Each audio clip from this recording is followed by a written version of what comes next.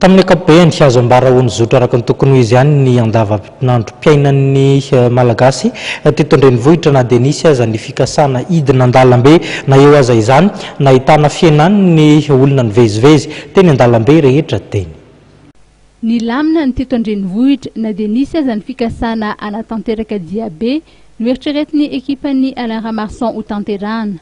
Na dia izany aza tsy toy ny sabotsy rehetra ny androany. Ny isatra ny fitadiavam-bola ho an'ny mpivarotra sy ny mpitatitra. Raha nambaran'ny mpamily fiarakaretsaka nalalaka ny lalana teto an-drenivohitra tamin'ity sabotsy ity. Tsisy firy ny fitohanan'ny fiara, saingy vitsy ny mpandeha hoy ny mpamily fiarakaretsaka. Ohatrany vitsivitsy ihany ilay olona satria natahotra hoe sao dia hisy korotana izany. Ny tena marina moa izany tsy dia nisy fiantraikany be loatra tamin'ny asana taxi izy.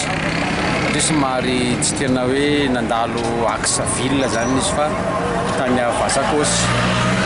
Zany hoe nazo an'iny toerana iny ara zany nandalo tany zay tsy dia nisy hoe sakana be zany. Tsy dia niteraka akony, tsy dia nisy akony be tamin'ilay asana taxi zany le saika hetsika nataon'ilay olona nikonikony.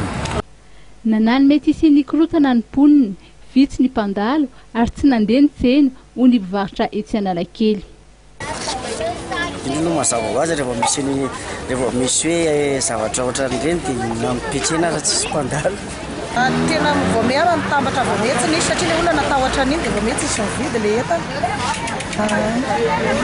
Arak'izany, niena ny fivezivezen'ny olona teto an-drenivohitra tamin'ity androany ity, fotoana izay noheveran'ny Alain Ramarson fa isian'ny diabe entina anerana ny mpitondra noho ny fahasahiranana ara-tsosialy iainan'ny mponina.